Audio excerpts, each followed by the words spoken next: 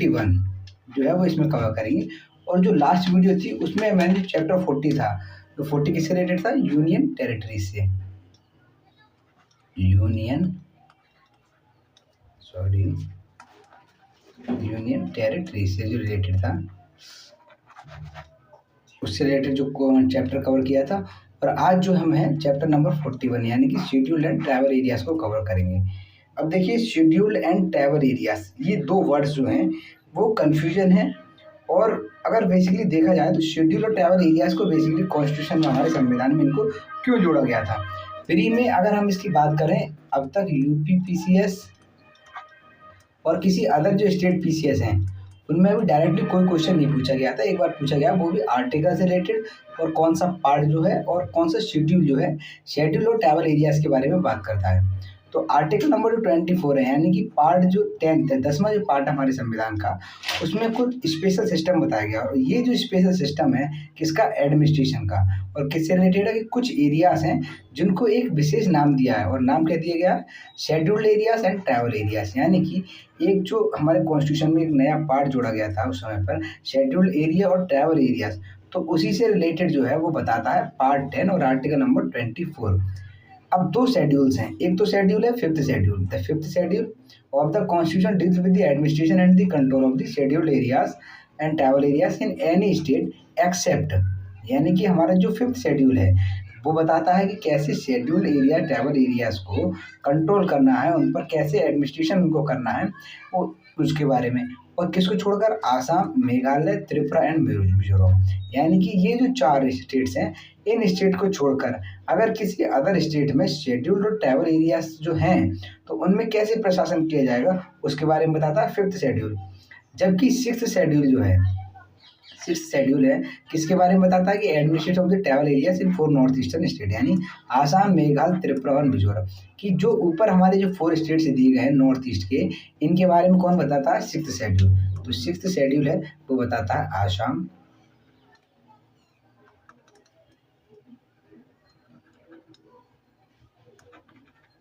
आसाम, मेघालय, त्रिपुरा और चौथा मिजोरम, इसके बारे में सिक्स शेड्यूल।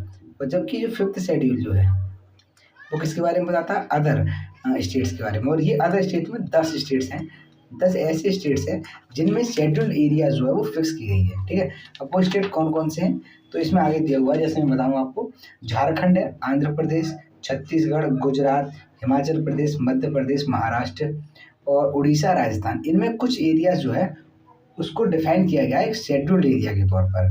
ठीक है, नेक्स्ट अगर हम आगे चलते हैं, आगे बताया गया कि कैसे शेड्यूल्ड एरिया पर एडमिनिस्ट्रेशन करना है। तो जो शेड्यूल्ड एरियाज होती हैं उनको ट्रीट किया था differently from the other areas in the country because they are inhabited by aboriginal who are socially and economically rather backward and special effort need to be made to improve their conditions। यानी कि इन areas को एक विशेष दर्जा जो दिया गया है वो किस आधार पर दिया गया है? क्योंकि यहाँ के जो लोग जो हैं वो एक वैसी ही ज़िंदगी जी रहे हैं जो पहले जीते आते थे। यानी कि इतना अगर बदलाव हुआ है, समय के साथ जो बदलाव हुआ है, लेकिन यहाँ पर जो लोग रह रहे हैं उन्होंने अपनी जो संस्कृति है उसको अभी भी नहीं छोड़ा है। वो उन्हीं पुरानी परंपराओं से रह रहे हैं जो पहले के लोग रहते थे। इसीलिए एक विशेष दर्जा दिया गया है इन स्टेट्स एरियाज को, ताकि एक विशेष जो है वो इन पर ध्यान दिया जा सके। ठीक है, अब कुछ फीचर्स के बारे में बात करते हैं कि कैसे फिफ्थ शेड्यूल जो हमारा बात करता है, फिफ्थ शेड्यूल 10 एरियाज़ के बारे में बात करता है, मतलब जो 10 स्टेट में जो एरियाज़ फिक्स की गई हैं उनके बारे में बात करता है। तो फीचर्स यही हैं कि पहली बात तो declaration of the scheduled areas, यानी किसी भी एक एरियाज़ को शेड्यूल्ड एरियाज डिक्लेयर कौन करता है और अगर कर दिया जाता है तो उसको क्या पावर्स होती हैं। तो मेन पावर जो दी गई है वो प्रेसिडेंट, तो प्रेसिडेंट डिक्लेयर करते हैं किसी भी एक एरिया को शेड्यूल्ड एरियाज। अगर कोई पहले से एरिया है डिक्लेयर वाली तो उसके एरिया को कम कर सकते हैं प्रेसिडेंट, बढ़ा सकते हैं, या उसकी जो बाउंड्रीज है उनमें कोई भी चेंज कर सकते हैं। और अगर प्रेसिडेंट साहब ऐसा कर रहे होंगे किसी भी स्टेट से, अगर सपोज करो मानो वो किसी भी एमपी में कोई भी पहले से एरिया शेड्यूल्ड एरिया जो है वो डिक्लेयर कर दी गई है, लेकिन वो फिर भी अगर कर रहे हैं तो एमपी के जो गवर्नर हैं उनसे वो कंसल्ट करेंगे, यानी कि उनसे वो विचार विमर्श करेंगे, उसके बाद ही उसकी जो एरिया है उसमें चेंजेस करेंगे। ठीक है, executive power of the state and the centre, यानी कि स्टेट या सेंटर की जो एग्जीक्यूटिव पावर है, यानी कि जो वहाँ पर लॉ वगैरह इम्प्लीमेंट करने की जो पावर है उसके बारे में बताता है।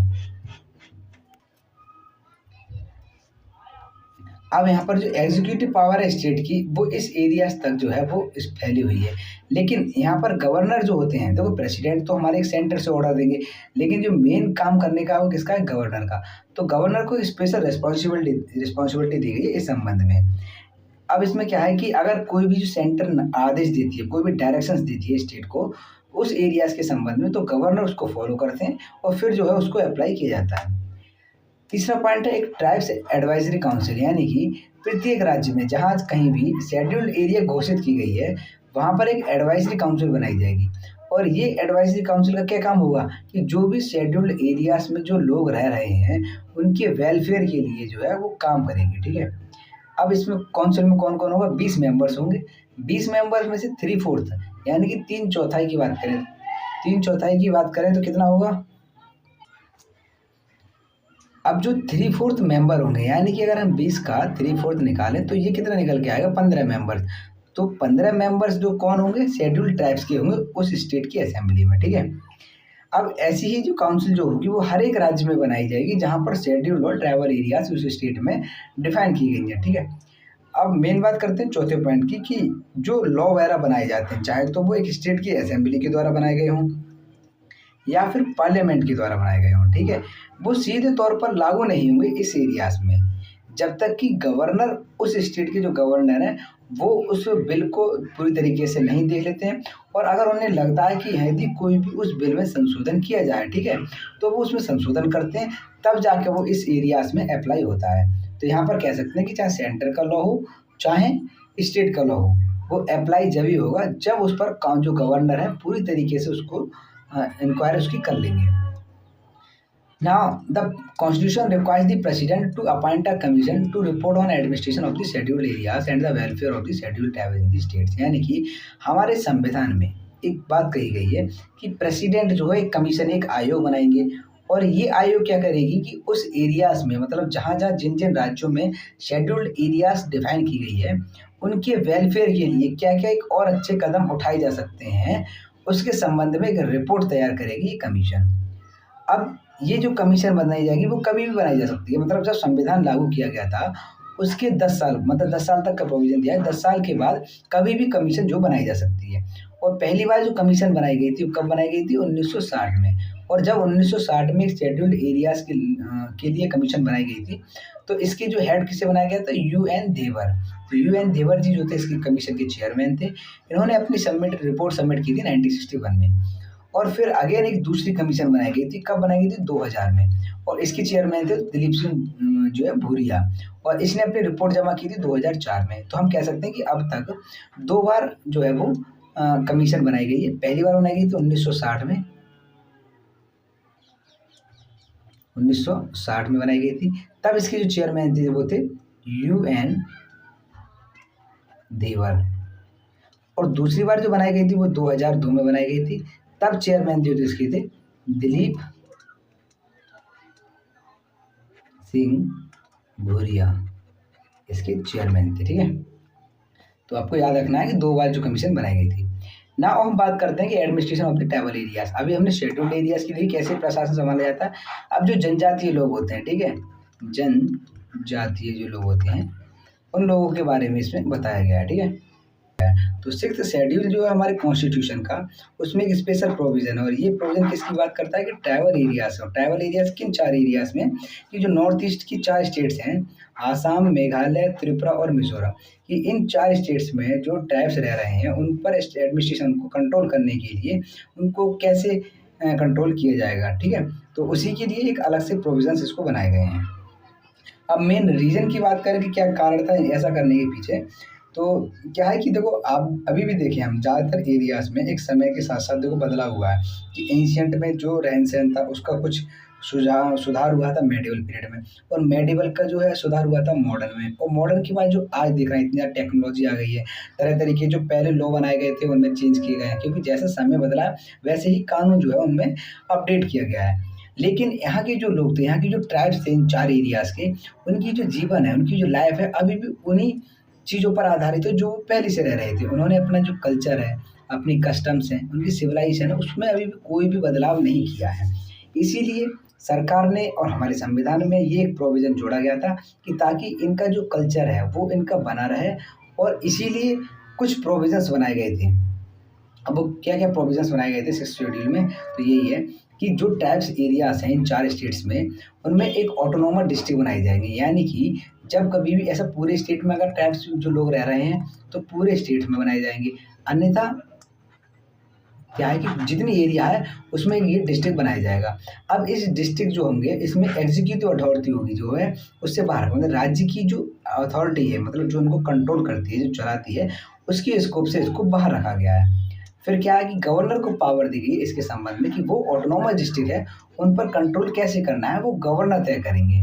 और अगर गवर्नर को ये लगता है कि अगर एरियाज़ है जो ऑटोनोमस डिस्ट्रिक्ट का, उसमें कोई भी चेंज करना है, उनकी एरियाज़ में अगर कोई बढ़ाना है या एरिया को कम करना है, तो वो भी कर सकते हैं, ये पावर गवर्नर को दी गई है। तीसरा बात करें अगर हम, तो अलग-अलग जो डिफरेंट ट्राइब्स हैं ऑटोनोमस डिस्ट्रिक्ट में, तो governor governor can divide the district into several autonomous regions. यानी कि सपोज़ करो ये कोई एक डिस्ट्रिक्ट है मिज़ोरम का, ठीक है? या आसाम का मान लेते हैं कि कार्बी जो एंग्रोंग डिस्ट्रिक्ट है, ये एक कार्बी एंग्रोंग जो डिस्ट्रिक्ट है, इसको डिक्लेयर कर दिया गया था कि ये एक ऑटोनोमस डिस्ट्रिक्ट है, क्योंकि यहाँ पर जो ज़्यादातर जो लोग हैं वो ट्राइब्स पीपल हैं। अब उन्हें पता लगी कि इन ट्राइबल्स में भी कुछ अलग-अलग ग्रुप्स बने हुए हैं, तो गवर्नर जो है वो इस एरियाज़ को अलग-अलग जो है वो डिस्ट्रिक्ट डिक्लेयर कर सकते हैं। अब प्रत्येक जो ऑटोनोमस डिस्ट्रिक्ट होगी उसमें एक डिफरेंट काउंसिल होगी, और इस काउंसिल में 30 मेंबर होंगे। 30 मेंबर में से 4 मेंबर्स तो गवर्नर अपॉइंट करेंगे, और जो 56 मेंबर्स होंगे वो इन्हीं ट्राइबल पीपल में से होंगे, जो कि स्टेट की असेंबली में होंगे, जो बताएँगे या सुझाव देंगे कैसे कौन से स्टेप्स जो है वो लिए जाएँ, ताकि इनका जो कल्चर है वो बना रहे, और उनकी जो लाइफ है उनमें कुछ ज़्यादा सुधार जो है वो किया जा सके, ठीक है? नेक्स्ट पॉइंट है 5th पॉइंट, जो डिस्ट्रिक्ट है और regional council administrator the area under the their jurisdiction. यानी कि डिस्ट्रिक्ट और जो रीजनल काउंसिल्स हैं उनके जुरिडिक्शन में ये एरिया रहेगी। अब क्या-क्या चीज़ आएगी, वो किससे संबंधित है? जैसे उस एरियाज़ का लैंड क्या है, फॉरेस्ट है, कैनाल का वाटर है, शिफ्टिंग कल्टीवेशन है, विलेज एडमिनिस्ट्रेशन है, इनहेरिटेंस प्रॉपर्टी है, मैरिज है, डाइवोर्स, सोशल कस्टम्स एंड ऐसी बहुत सारी चीज़ों के बारे में ये जो लोग हैं डिस्ट्रिक्ट के जो एडमिनिस्ट्रेशंस बनाए गए हैं, वो निर्णय लेंगे इन सभी के बारे में। और जब कभी वो निर्णय लेते हैं तो उसके संबंध में गवर्नर जो है उन गवर्नर से परमिशन भी लेते हैं और उससे सलाह भी लेते हैं। 6 पॉइंट है, जो डिस्ट्रिक्ट और रीजनल काउंसिल्स हैं एक टेरिटोरियल ज्यूरिडिक्शन में, विलेज में, तो यहाँ पर छोटे-छोटे कोर्ट्स बनाए गए हैं, ताकि वहाँ पर जो कोई भी विवाद हो जाता है उसको वो सॉल्व कर सके बिना किसी हाई अथॉरिटीज़ में जाने के, ठीक है? 7th है, डिस्ट्रिक्ट काउंसिल है वो एस्टेब्लिश कर सकती हैं एक primary school, dispensaries, market, fisheries, roads and so on the district.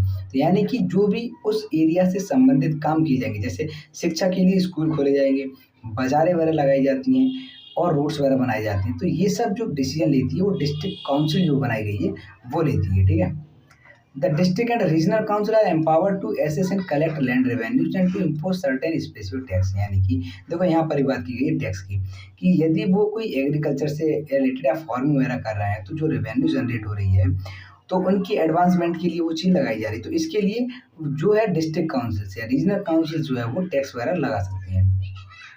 9th point है, द एक्ट ऑफ पार्लियामेंट और the state legislature do not apply to the autonomous district and autonomous region और apply with specified modification and exceptions. यानी कि कोई भी act, चाहे वो parliament का हो, चाहे वो स्टेट लेजिस्लेचर का हो, वो सीधे तौर पर इन ऑटोनोमस डिस्ट्रिक्ट जो हैं, जो भी डिक्लेयर किए गए एरियाज, उन पर वो अप्लाई नहीं होगा, सिवाय उनमें मॉडिफिकेशन के या कुछ उपवाद के।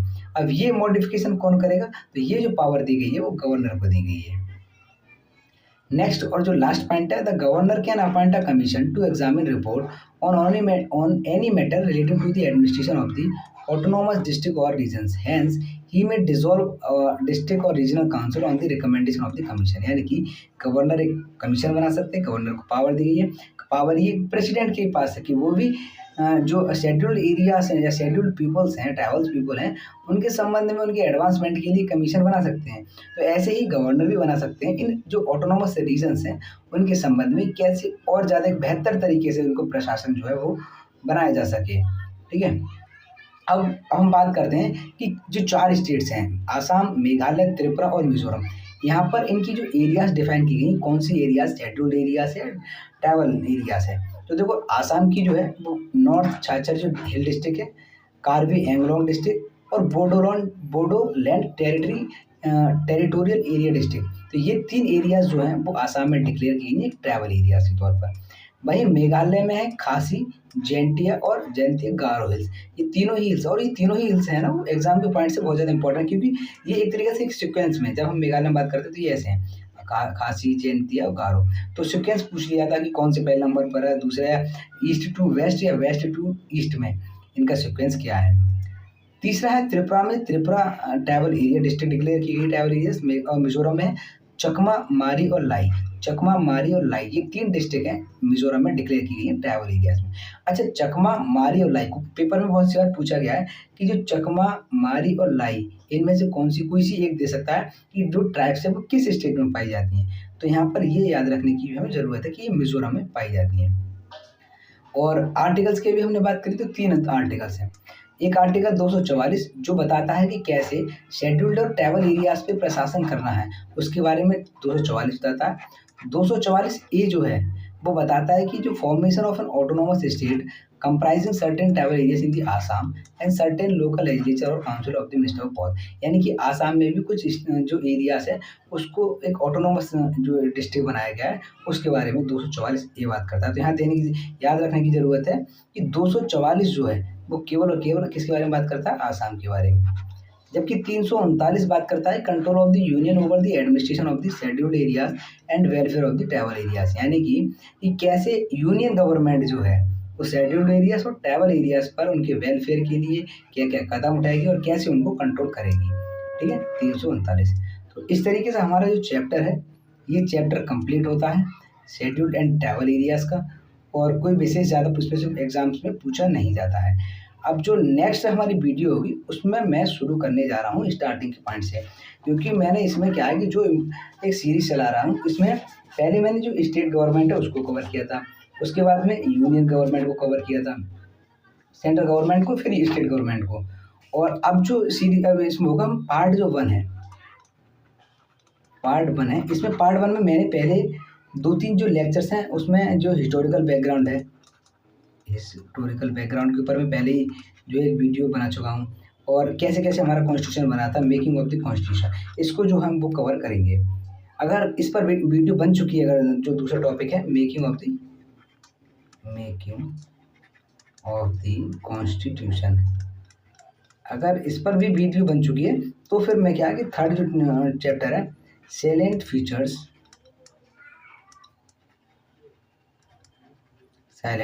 ऑफ द कॉन्स्टिट्यूशन, तो फिर मैं इस पर बनाऊंगा। ठीक है, और अब तो क्या है कि देखो पैट भी आ चुका है, पैट की जो फॉर्म जो है वो चालू हो गया 2025 का, जो 14 फरवरी से जो भरे जा रहे हैं।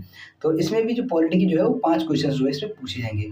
तो इसके बाद जैसे मैं ये कवर करूँगा तो मैं कि जो इंपॉर्टेंट पॉइंट्स है, केवल जो लाइन इंपॉर्टेंट पॉइंट्स है इंपॉर्टेंट टॉपिक में, उनके जो है वो सीरीज जो है वो मैं चलाऊँगा। ठीक है, तो कैसी लगी वीडियो कमेंट में ज़रूर बताएं, साथ ही साथ चैनल को ज़्यादा से ज़्यादा लाइक करें, सब्सक्राइब करें, शेयर करें। मिलते हैं नेक्स्ट वीडियो।